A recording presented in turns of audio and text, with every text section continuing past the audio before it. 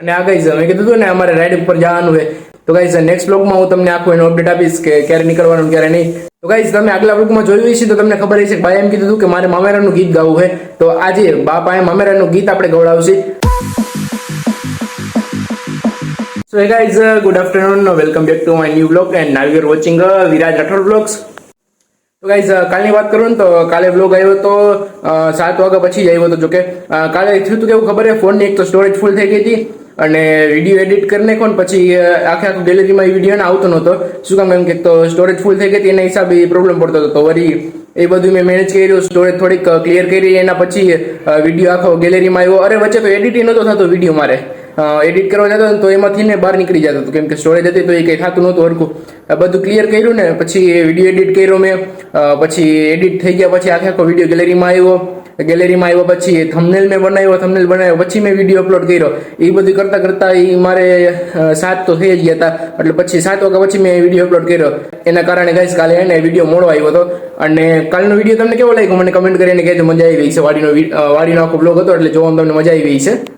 અને આ ગાઈઝ મેં કીધું હતું ને અમારે રાઈડ ઉપર જવાનું છે, તો ગાઈઝ નેક્સ્ટ બ્લોગમાં હું તમને આખું એનો અપડેટ આપીશ કે ક્યારે નીકળવાનું ક્યારે નહીં.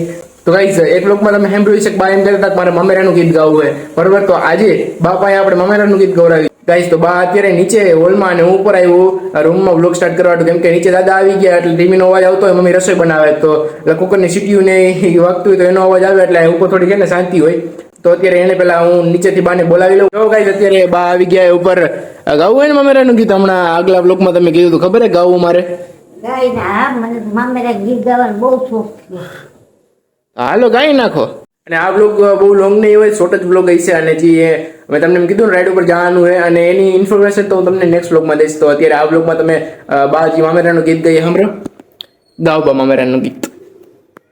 હાલો ચાલુ કરી દઉં ને. હો સેટા હું થયું ઊંચેથી બે કેવડીઓ લેરુલી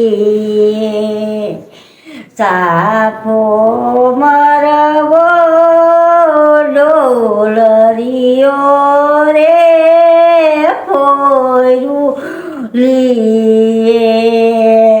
ઉભો રે જે ભાભીના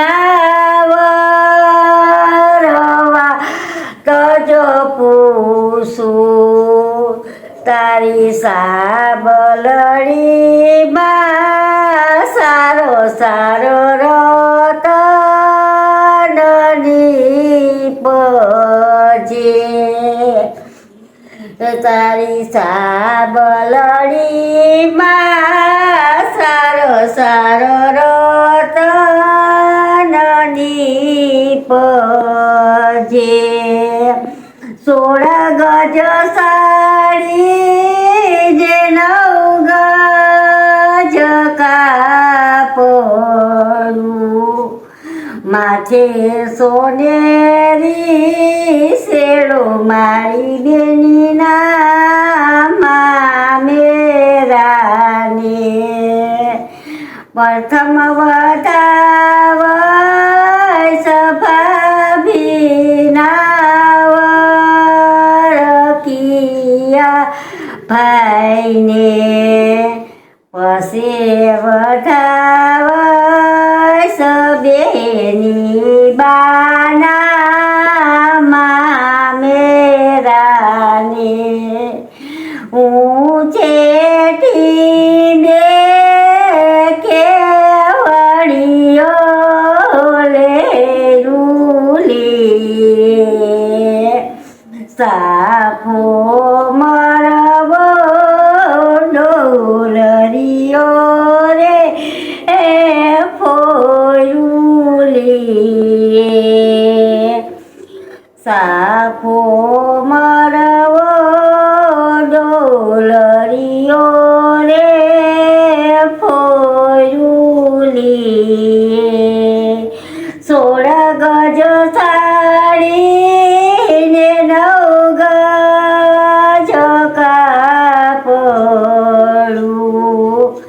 માથે સોનેરી શેડો મારી બેનીના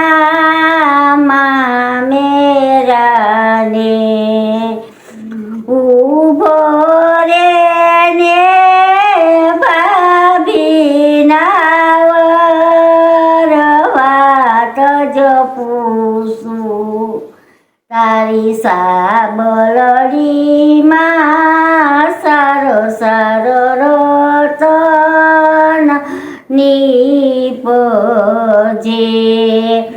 16 ગજ સાડીને 9 ગજ કાપડું માથે સોનેરી શેરું મારી બેની નામ મેરાને પ્રથમ વધાવસ ભાભી નાવરકિયા ભાઈને પછી વધાવસ બેની બાના મેરાને હે નીચે જાઓ, ગરમી ચડી ગઈ. મેં પંખો બંધ રાખ્યો તો પંખાનો અવાજ ન હોય એના હિસાબે, તો બાકી ગરમી ચડી ગઈ. કેવું લાગ્યું ગાઈસ કોમેન્ટ કરીને મને તમે કહેજો કે બાઈજી મામેરાનું ગીત ગાયું તમને સાંભળવામાં મજા આવી કે નહીં. મને તો જો ગીત બહુ ગમ્યું, પણ તમારા લોકોનો ઓપિનિયન મને આપજો કે તમને કેવું લાગ્યું ગીત સાંભળવામાં. અને ગાઈસ આજે કોલેજમાં ને મારે 5મા સેમનું ફોર્મ ભરવા પણ જવાનું હતું, તો સવારમાં હું ફોર્મ ભરવા ગયો તો ફોર્મ ભરીને આવ્યો ને પછી અત્યારે વિડીયો સ્ટાર્ટ કર્યો. નકર સવારમાં મને એને ટાઈમ નહોતો, મેં નકર સવારે હું બ્લોગ છે ને સ્ટાર્ટ કરી દે. સવારે જો કોલેજનું કામ હતું ને કોલેજનું કામ બધું મેં પતાવી નાખ્યું. પછી ઘરે આવ્યો ને એટલે પછી મને યાદ આવ્યું બા કીધું ને કહેતા હતા મારે ગીત ગાવું છે. એટલે મેં કીધું બા તમારું મન કીધું હતું ને ગીત ગાવાનું, એટલે આજ તમે હે ને મામેરાનું ગીત એને ગાઈ નાખો. તો ગાઈઝ અત્યારે જો હું બ્લોગને કરું છું એન્ડ તમને બધા મારો બ્લોગ જોવામાં મજા આવી હોય તો લાઈક શેર સબસ્ક્રાઇબ કરવાનું ભૂલતા નહીં. હું મળું તમારા બધા સાથે નેક્સ્ટ બ્લોગમાં. ત્યાં સુધી બાય બાય ટાટા આવજો. અને હા સાઈડમાં જવાનું હોય ને એનું અપડેટ તમને બધા નેક્સ્ટ બ્લોગમાં મળી જશે. તો અત્યારે ગાઈઝ હું આ બ્લોગને કરું છું એન્ડ બાય બાય ટાટા આવજો.